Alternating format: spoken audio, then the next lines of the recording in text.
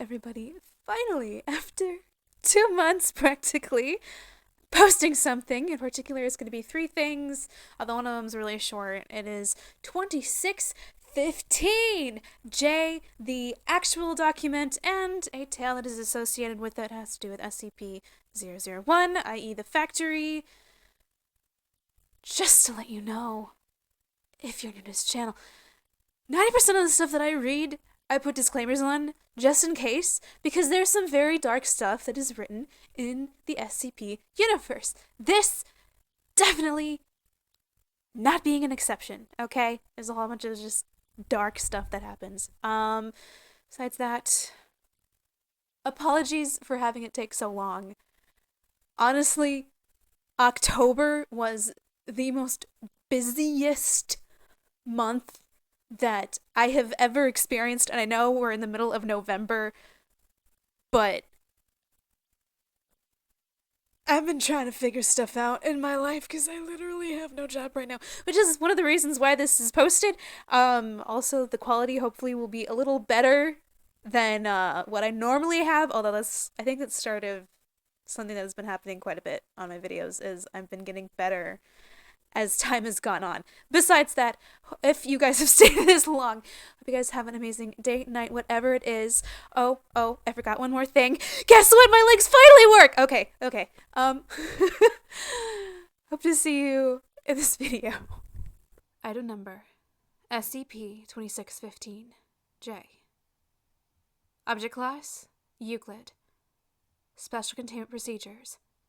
All SCP-2615-J instances are to be contained in standard micro-humanoid containment cells, which are then to be stored at Site-17. SCP-2615-J instances are to be fed thrice daily. Description: SCP-2615-J is a species of sapient humanoids which measure 15 centimeters tall on average. All SCP-2615-J instances possess wings of varying appearance, though the wings universally match the appearance of the wings of various species of Leptoptera, otherwise known as, for those of you who aren't nerds, butterflies. SCP-2615-J instances can use these wings to achieve airborne locomotion. SCP-2615-J instances are luminescent, though the light produced generates no heat and has no clear biological or chemical basis.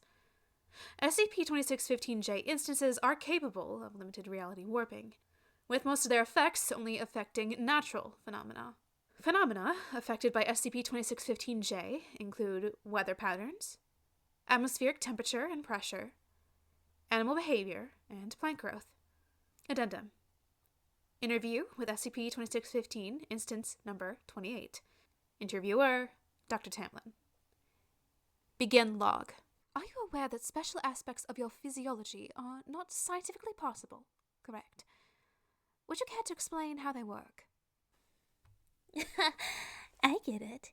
You're gonna try the old "I don't believe in fairies" trick to try and get rid of us. It's not gonna work. You know, we moved from existentialism a while back. I'm not sure you understand that question. For example, your weight. What, 35 grams? Your wings shouldn't be able to support you in flight. It's magic. The glow is another thing. There's no biological or chemical reason that you should be glowing. Again. Magic. But what about... Magic! It's all freaking magic, you idiot! Why can't you get there through your thick skull? Ah! I think we're done here. End log. Note: Hi, sorry about that. Odds are that you're new to the Foundation and got linked to this page as a joke. I'll go ahead and tell you now that everything and anything with a J in the name is just an in-joke that someone made up. They tend to help boost morale. I normally wouldn't put this here, but I got asked for the 5th time this week what larger implications of SCP-2615-J's comments are, and there are no larger implications. J's aren't real. Move along and read SCP-779 or something. Researcher Walker. P.S. I apologize if humor wasn't already apparent. It was originally created to get a laugh out of the people who were there for Site-17 picnic of 96. The only reason I can think of that we still have it is because one of the guys is getting a rise out of the newbies.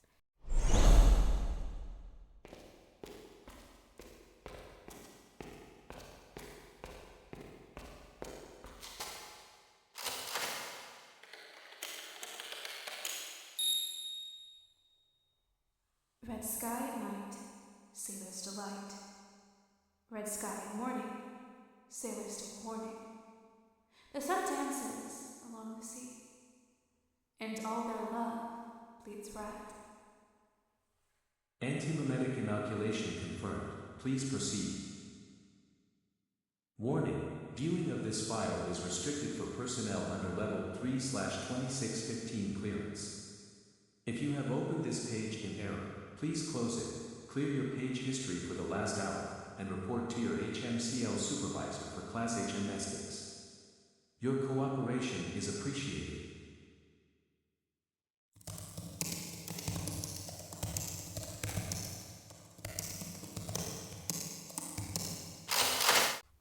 Item number SCP-2615. Object Class Keter. Special Containment Procedures. Large-scale dissemination of the falsified information to the public that SCP-2615-A are fictional entities is to be continuously carried out. The claims of individuals that SCP-2615 is real are to be discredited. Any photographic, video, textual, or other information confirming the existence of SCP-2615 is either to be discredited or removed from public availability. A file entitled SCP-2615-J is to be created as a cover for SCP-2615 activity. This file is to be humorous in tone, incorporate modern SCP-2615 stereotypes, and be created using the SCP documentation standardized format. This document is to be filled with a collection of similar documents, all labeled with the suffix J, and written as humorous items or anecdotes in the SCP format. This collection of documents may be expanded by personnel, but it is to be made clear that all J files are fictional and intended for the purpose of humor. In the event that any personnel without access to SCP-2615 begins to consider the possible existence of SCP-2615, they are to be directed to the SCP-2615-J document. In the event that a manifestation of SCP-2615 is confirmed, it is to be secured and detained by Mobile Task Force Eta-12, otherwise known as Phi 0 Celsius, and Mu-7, otherwise known as Parish Priests, until demanifestation. Description: SCP-2615 is the collective designation for a species of extratemporal humanoids, otherwise known as SCP-2615-A, and a civilization and culture known as SCP-2615-B. The presence of SCP-2615 in baseline reality is directly related to the human acceptance of the concept of SCP-2615 as fact. Similarly, the greater the amount of the population which is aware of SCP-2615's concept without believing it is fact, the less presence SCP-2615 is in our reality. SCP-2615-A is a species of humanoids. Instances of SCP-2615-A are physiologically very similar to humans, with some notable divergences. The ears of SCP-2615-A taper to a point at the helixes, slightly improving the instance's ability to detect low-volume sounds. SCP-2615 instances are also pentachromats, which means organisms possessing 5 different types of cones in their retinas, allowing them to see 5 primary colors, unlike us humans, which can only see 3. Instances age at a slower rate than humans, with the average natural lifespan being 109 years. Most notably, SCP-2615-A instances possess a small, roughly spherical organ located between the liver and the stomach, near the gallbladder. This organ appears to be connected to the instance's nervous system and is capable of temporarily causing small disruptions in local reality, granting the instance low-level reality-altering abilities. The psychology of SCP-2615-A also differs from humanity. Instances almost universally possess some form of minor obsessive-compulsive disorder, while mostly non-sociopathic, SCP-2615-A instances tend to display a highly manipulative tendencies. Finally, SCP-2615-A possess a minimum of 2 identified emotions with no clear human analog. SCP-2615-B designates the civilization and culture of SCP-2615-A instances. From information recorded during SCP-2615 manifestations, the Foundation historians have been able to construct a partial history of SCP-2615-B, as it would appear should SCP-2615 ever fully manifest in reality. SCP-2615-B history has been categorized into 3 main periods, as outlined in Addendum 1, which we are going to be going into at this exact moment. Addendum 1. First era, unknown to 535 AD. The population is primarily composed of tribal groups, located in northwestern Europe. Agriculture, nomadic, and hunter-slash-forager lifestyles are practiced by different tribes, with some tribes practicing a mixture of lifestyles. Tribes often carry out raids on human groups and other tribes, taking young and juvenile captives and incorporating them into their tribe. Belief systems are mostly shamanistic in nature and consist of a mixture of polytheistic, monotheistic, and animalistic religions. A marked belief of iron as an evil substance exists through several tribes, believed to be a result from the observation of tetanus infectees. Mutual superstition and suspicion exist between humans and SCP-2615-A. Towards the end of the period, SCP-2615-A tribes begin to unite into larger groups. Middle Era, 535 AD to 1772 AD. For approximately a century, larger groups created by the combination of the tribes wage constant war against other groups for land, resources, and political power. Near the end of this century, SCP-2615-B stabilizes into 27 distinct nations, the largest and most powerful of which is based in the British Isles and some areas of France, Belgium, the Netherlands, Norway, Germany, and Denmark. In this, and 18 other nations, SCP-2615-B is composed of self-regulating and self-sustaining groups of extended family, with some intermarriage between family groups, which pay allegiance and tribute to a central monarch. In 7 of the remaining nations, governing bodies are composed of representative democracies, and the land is divided into smaller city-states, each regulated by a smaller democratic system composed of the patriarchs and matriarchs of family groups. Each state democracy, then, would send a representative to the national government. The final nation consisted of a 2-party political system, with 2 parties referred to as the quote-unquote summer court and the other quote-unquote winter court. Each 2615-A instance would decide their party at age 15, at which point they were considered an adult. Members of each party were expected to regulate and control other members of their own party. Intermarriage between the members of the 2 parties was forbidden. From late spring to early fall, members of the summer court had full control over members of the winter court. From late fall to early spring, members of the winter court had full control over members of the summer court. SCP-2615-A most commonly set up their territories and their dwellings in rural areas and areas unpopulated by humans. Though small territorial disputes occurred over the next millennia, most wars were short, caused little damage, and did not cause any large-scale power shifts. From the 15th to the 17th centuries, SCP-2615-B nations created colonies across Europe, Africa, Asia, and the Americas. During this period, there is a slight increase in human/SCP-2615 interactions.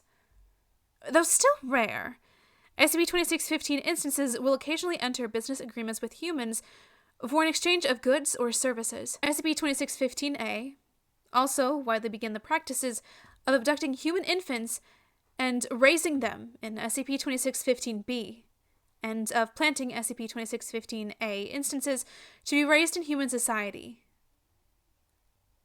Modern era. 1772 AD to present day. SCP-2615 have spread across the globe, mostly populating areas with low or no human population. Some major and SCP-2615 cities act as hubs for SCP-2615/human coexistence. Some of the SCP-2615 instances are also known to utilize extra-dimensional spaces for the formation or expansion of nations and to prevent overpopulation.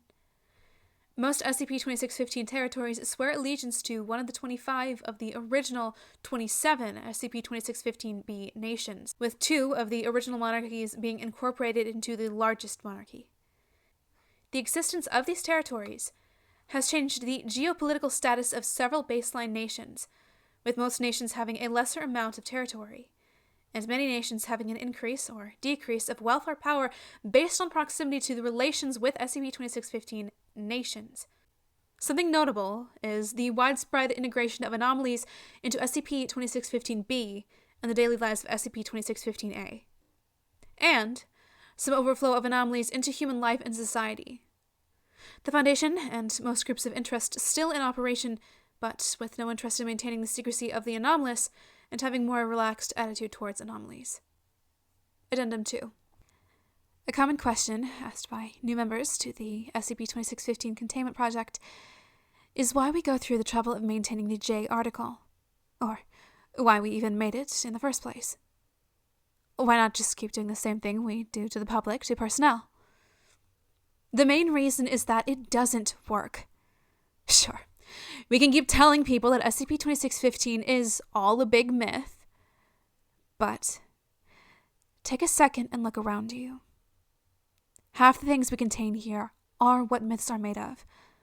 We can keep telling people that SCP-2615 is impossible, but these people work with the impossible every day. As soon as people see what's behind these doors, they begin to wonder what other impossibilities might exist. They might begin to wonder about Bigfoot, and the same bed stories their parents used to read them, and the cure for cancer. And they begin to wonder about fairies. And so, we turn fairies into a joke. Let people laugh at the impossibility of fairies, and leave them thinking just how silly they were to think that they existed. Josephine Fujimoto.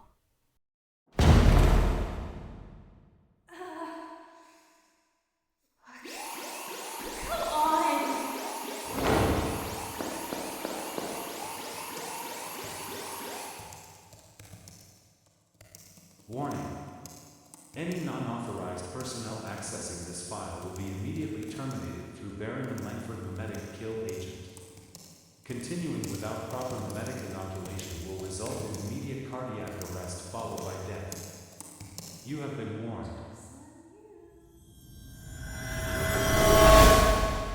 Mimetic kill agent activated. Continued life signs confirmed. Removing safety intervals. Welcome, authorized personnel. Please select your desired file.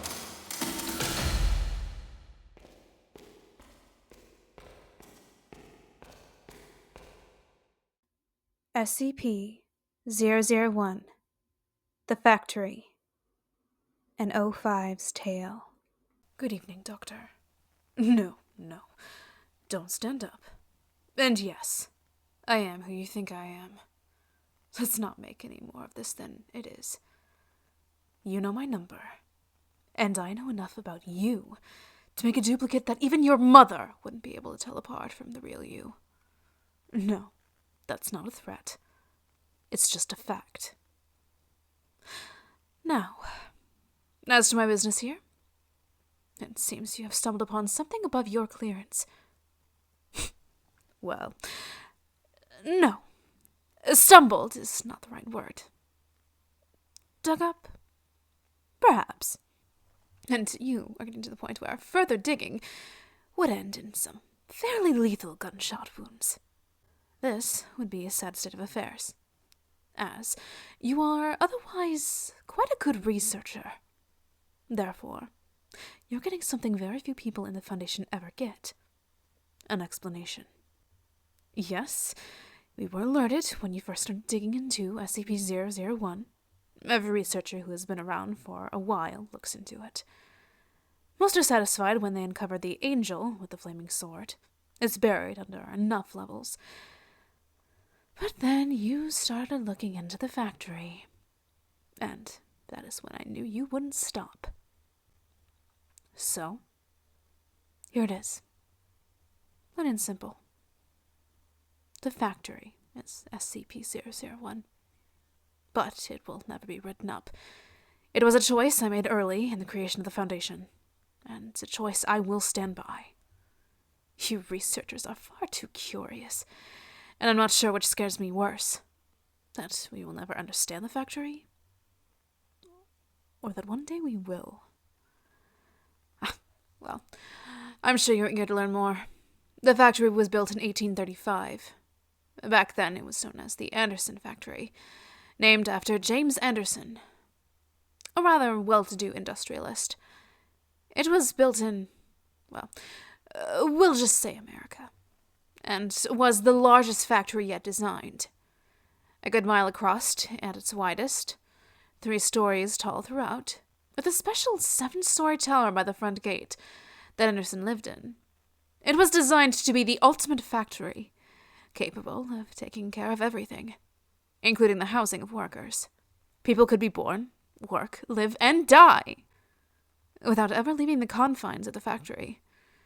And work they did, on everything from cattle raising and slaughtering to textiles, to everything else under the sun.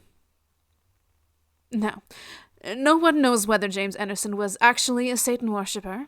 It's just as likely that he followed some kind of pagan gods. What is known is that he was very exact in the building of his factory, and in the placement of his machines within it. The survivors claim the floor was engraved with arcane symbols that were only visible when blood flowed across them. But then the survivors claimed a lot of things.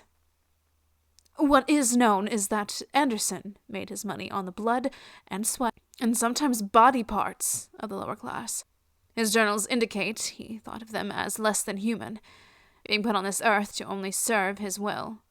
Of course, at the time, no one knew about his predilections, and so people flocked to the factory. A place to both work and live at the same time? Well, of course people wanted in.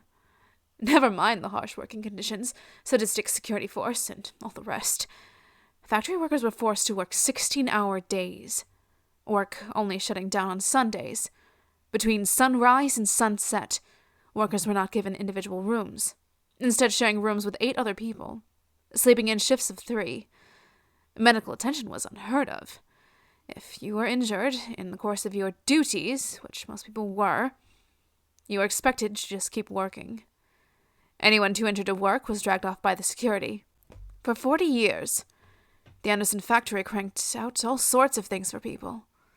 Meat, clothes, weapons. Never mind that the beef might be mixed with human. I don't care about the weapons that were forged in blood. No attention needed to be paid with the clothes that were dyed with. Well, you get the idea. Rumors leaked out, but the products were so good, why bother? Until someone got out. I never met the brave soul who managed to escape, but she managed to meet President Grant, and in 1875, he enlisted my aid. At the time, well, it doesn't matter. We'll say I was military, kind of, and that my people were the same. 150 good men, and some women, were often given jobs that weren't supposed to be common knowledge, even clearing out some Confederate holdouts, and some of those worse things we found down south. So, we did some research. Didn't like what we saw, and went in, loaded for bear. I don't actually remember much about the night it all went down. Most of it blends together in my head. I get flashes, sometimes, of the people chained to the line, living next to the dead. Damned hard to tell which was which. Children working underneath machines, the majority of the flesh scoured from their bones by the great machines and cogs. and other things. No, I'm all right. I haven't thought about that night for a very long time. Security force wasn't much of a problem, but then Anderson's creations showed up. He'd been taking the injured workers and, well, experimenting on them. Men, if you could call them men, with multiple arms sewn together. Some of them combined with animals. Horrible monstrosities out of mankind's worst nightmares. They kept coming, wave after wave, of not quite living creatures. I lost a lot of good people that night. And then we found Anderson's breeding pits. Girls as young as 8, chained to the walls, pursuing nothing more than... I'm sorry. Even today, more than a century later, the memory makes me see red. When we finally found Anderson cowering in his office, we hung him from his tower window, with his own entrails. As he died, he laughed, saying it didn't matter. We could kill him, but his factory, the factory, would go on. He was still laughing 24 hours later when we finally cut him down. We had him drawn and quartered, and then burned the remains. The entire time he uttered blasphemies that I don't even like to think about. We spent a week cleaning out that place, freeing the workers, putting down the things we found in the basements and the many lightless rooms. We pulled out things that were useful, stuck them in a house near the gate, tried to make sense of everything. 150 of us went into that hell pit that night. And only 93 came out. By the end of that week, we were down to 71. But the things we found in there... My God. Well, you've been in the Foundation. They wouldn't seem as amazing to you. But we found toy guns that shot real bullets. A yo-yo that could flay the skin from anyone who touched it. Hammers that only worked on human flesh. A breed of skeletal horses that ran faster than any we'd ever seen. Cloaks that seemed woven from the night itself, and let men access a shadowy dimension that... I get away from myself. We found tools, both wondrous and horrible, and we were faced with a choice. I gathered my highest ranking. Well, we'll call them officers, to me. And we tried to figure out what we would do. They all had opinions. The Champlain had gone a little crazed, thought all of these objects must be miracles from God, holy relics to be worshipped. Marshall and his little toady Dawkins thought there was a fortune to be made, making and selling these things to the highest bidder. The Injun, we called Bass, due to his deep-speaking voice, he called these things an abomination. He declared that we should hunt down and destroy everything we could find. And Smith thought that we should take this stuff back to the president. The only one without an opinion was the old man, and he never said much of anything anyways. We argued for hours, days, trying to work it out. I thought we were sitting on a gold mine, all right. But that we could use these things, these objects, to hunt down some of the scarier things we'd run into down south. The other monsters this world had to offer, and use this factory for good, as a place to contain these things, find a way to make them work for our fellow man, or at least protect our fellow man from having to deal with them. I'm sure you can figure out what happened. The Champlain snuck away in the night with his devotees, taking a couple of the small items with him. Marshall we kicked out when we found him, abusing his authority. He'd promised he'd get revenge, and the little Dawkins shit led the rest of their group off with them with some of the juicier items. Bass and his people tried to light the whole damn thing on fire, then just left when it didn't work. And Smith left to report back to the president. I did manage to get him to promise me he'd tell Grant the factory had been destroyed. I had big plans for that place. Of course, it was kind of hard to follow through on big plans when you only have 12 other people to work with, but it was a start. And it worked, for a while. We had these amazing toys, and finding people to work with us was easy. Back then, going off the grid was as simple as leaving town. We knew what we wanted. We knew what we could be. Leventhal set out getting us backing. A simple intervention here, some well-invested money there. It all worked out. White and Jones set out getting us other backing. In our previous work, we had found some interesting things about people. Some secrets that powerful men didn't want getting out. And, with our new position helping keep secrets, we got more people asking us to deal with their secrets. Blackmail is a dirty word, but it works. Bright, Argent, Luminex got to work with cataloging the items. Light and Bright's wife, the nurse, they made sure we kept ourselves healthy. No, it's just remembering Light. She had such unusual ideas about hygiene for the time. A brilliant woman. Kazov, Flesher, and Karnoff dealt with training the troops. Tesla and Tamlin were in charge of figuring out how to take advantage of the items, without making it obvious. We were amazing. The city we built around the factory, which we took to calling Site Alpha, was self-supporting. Agents, researchers, operatives of all sorts. Not by those names, of course, but those positions. We expanded. I'm sorry. I'm an old man. I know I don't look it, but the body lies. The mind doesn't always remember right. And sometimes I get lost in my memories. Things get confusing, but the long and simple of it is this. We use the factory. It always seemed to have more rooms to store things in. Back then, that was the right word for them.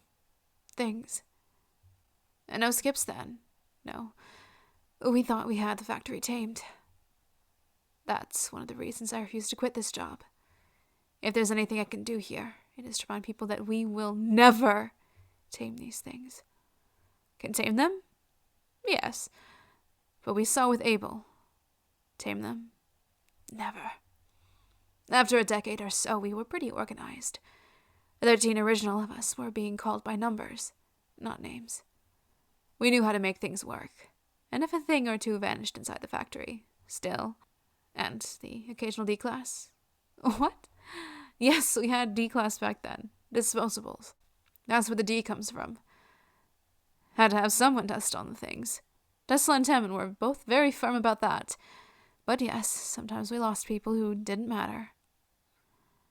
Adam. Sorry.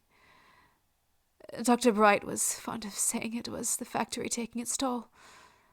You can't get something for nothing. 1911 was when it all went wrong. Things. We called them fairies. An entire race of things living beside us. They could look the same as you or I. The only obvious difference was an allergy to iron. Yes, that's why we called them fairies. No, you haven't heard of them. Why? Because it's the one time the Foundation wiped out an entire race of things. Root and branch. And I'm the one who did it. We'd been hunting them for some time. We'd run into them a time or two before. Come out on top. So, when a certain royal asked us for help, of course we were eager to get them into our debt. We've always loved having people in our debt. We sent a team to help them out. Take care of what we thought was a hunting party. And next time we saw them, their heads were on poles, attached to the saddles of the creatures the fairies rode when they attacked the factory. It was horrible. 3 words. But they convey so much. I have never... I'm sorry. I'm sorry. Please. Give me a moment.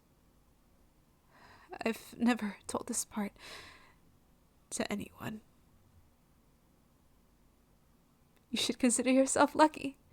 And If you ever tell anyone what I am about to impart to you, I will not just kill you, but everyone who shares your DNA in the worst ways possible. You'll think Procedure 110 Montauk was a walk in the park compared to what I will do to you. We lost. The things came, and they destroyed us. Rode over our emplacements, slaughtered our people, shrugged off our weaponry like it was nothing. I watched my 13 go down, left and right, just trying to hold the factory. And I, their leader, their friend, their father figure, godfather to Bride's 4 young children, confidant, sometimes lover, always the confessor. I ran like a scared little schoolboy deep into the dark guts of the factory. I was chased by the things, always just one step ahead. I could hear them behind me, feel their breath upon my neck, and I came to a door I'd never seen before. A bronze door, covered in Arabic scripture of some sort. I've never been one for languages, especially not the curvy bullshit the Muslimen use. But I didn't care. They were coming for me, and I threw the door open and dived through. Everything inside was different. There was a feeling of peace, that nothing could hurt me here. There was a light. The light was this dark red, but it still felt right. My ears were filled with the steady thrum of a gigantic heartbeat, and in front of me were the remains of Anderson. It spoke to me then, but I'll be damned if you could tell me exactly what it said. What it told me was more meaning than exact. It offered me hope, told me that each of the things we had used from the factory, no matter what we did with them, fed it, helped it grow. But if the fairies took over the factory, they would destroy it, and we couldn't have that. It offered me a deal. It could remove this event, make it never have happened. All I needed to do, all I needed to give it was us. I didn't want to. I knew it was a bad idea. But then I saw them again. My family, my friends, dead by the hands of those bastards. I agreed. It smiled. And I found myself once more upon the ramparts, watching the horde of fairies crest over the hill. My foundation alive once more. In my hands was a weapon. I won't bore you with the details, but we slaughtered them. And with these new weapons, continued to slaughter them. Everywhere they lived, everywhere they bred. My fellow O5s questioned my decision, thinking that we should save some, in case we might ever need them. I overruled them. We moved the factory, shut it down, moved our things out of there. We changed the name from these things to Special Containment Protocols, focusing on containing them, not anything else. The others were curious, but understood I had my reasons. I boarded up the factory, locked it shut, buried it under a ton of rubble, saying it was too dangerous. I thought I'd gotten away with it. Until I found a thing on my desk. One of the old toy guns that shot real bullets. And it had the factory label on it. I've sent people in, from time to time, to see what it might be doing. Last time I sent people to look in, there was nothing there. We kept finding factory items out there. I can't help but think of how many more we don't find. The people who use them and keep it hidden. I keep thinking back to the body, telling me how each item used gave energy to the factory. I never asked energy for what. I don't think I want to know. What do we give it? D-class, mostly. Where did you think all those bodies went? There's a place. Bodies are left, and they vanish. Everyone thinks I'm a genius for figuring it out. Sometimes I have it feed on other things. Researchers. Agents. They never know it's coming. It just reaches out and takes them. But in the end, we're doing more good by being here. Whatever this factory wants, whatever it is, we're doing good here. I have to believe that. And now you know. Are you happy? I didn't think so. Why tell you? I'm getting old, Everett. Should I die? Someone will have to keep feeding it. Maybe you'll be different. Maybe you'll figure out how to stand up to it. But I doubt it.